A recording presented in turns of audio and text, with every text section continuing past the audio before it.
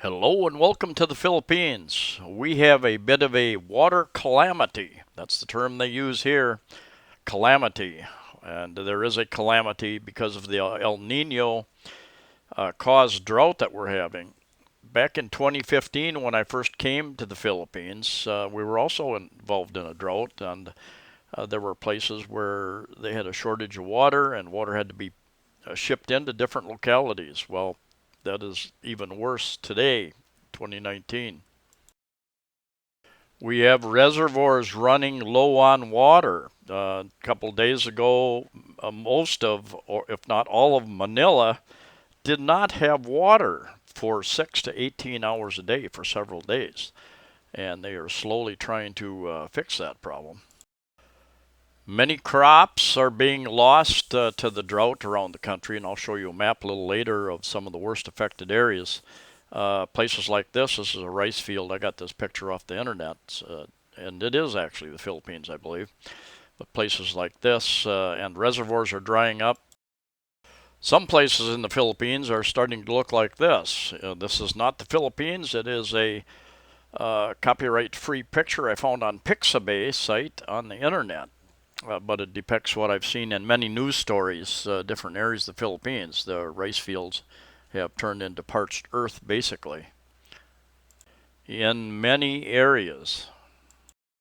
And what happens most of the time when there's an emergency, a calamity, a tornado where there's lack of goods, hurricane, typhoons, people start hoarding the materials, start hoarding the resources such as water, and then you run out of water, and that's part of what's happening here. People are going and hoarding that. My taxi driver today told me that he just lives on the north side of Cebu City, Talamban, and he said he has water in the morning, but in the afternoon it's such low pressure, very little trickles out, so they have to fill whatever they can in the morning. A side note to this is that dengue fever is up in the Manila area substantially, and it's partly because so many people store water in containers, and mosquitoes can get in there and reproduce, and they're being encouraged to cover those so that the mosquitoes can't get in. Kind of tricky to do that in many cases. I and many other people would be interested to hear how you people who are living in the different parts of the Philippines, what your experience is and how you're handling it. Are you storing water? Are you having to travel a long ways to fill up your containers of water? Here are just three of the types of headlines I see almost every day in the Philippine newspapers. There is a major issue, major problem with water.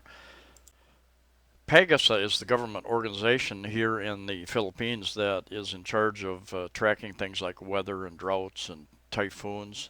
And you can go to their site and get several different types of information from them, as well as forecasts for different areas. And suggest sometime you go there and browse their website. And let's go over here to the El Nino alerts that they've issued. They issued one in February and one recently in March. This shows February 28th, the drought areas in the Philippines. Up in the northwest, along that west coast there, Palawan, big area around Manila, and also over on the right it lists the different provinces that are affected by that. I noticed there was a low pressure system coming into the Mindanao area in the South Island, but didn't really look like it was going to dump a great amount of rain there. But there you can see down the southwest in particular, very, very dry areas affecting the agriculture down there. And then we go down to the more current map. The area has expanded substantially, the drought areas, the dry areas, and if you're in any of those areas, you might, well, in particular, I'm interested in how that's affecting you.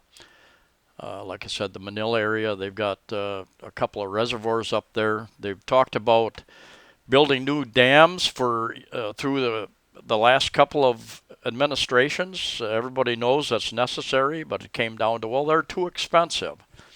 Well, now the management company, the water management people have not opened up enough of that water to let it flow into the area, and there is a big issue with just imagine being there and not having water for a good part of the day, every day. My understanding is that there's a private water company in charge of supplying the water, and to Manila area in particular, and there's a lot of pointing of fingers, of course.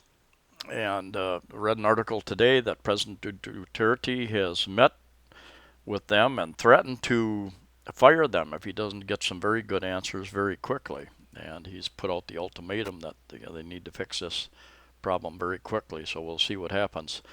If you don't have the infrastructure in place, if years past nobody stepped forward and said, well, we're just going to do this, so now you're in a bind.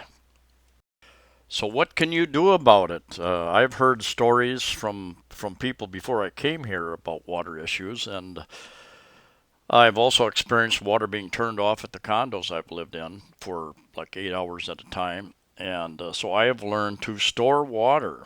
And when I empty a big jug of juice or something, I store some extra water. I also have water purification tablets that I brought from the USA. I've never opened them. I've got a couple little devices. One is called a life straw, where I can apparently safely drink out of polluted water, relatively polluted water, and still survive. But storing water, if I had a house, I would have a storage system set up to collect and store water. I've got a friend over on Mactan Island. He catches rainwater off of the eave of his house, and he uses that for washing clothes, I believe, and watering plants.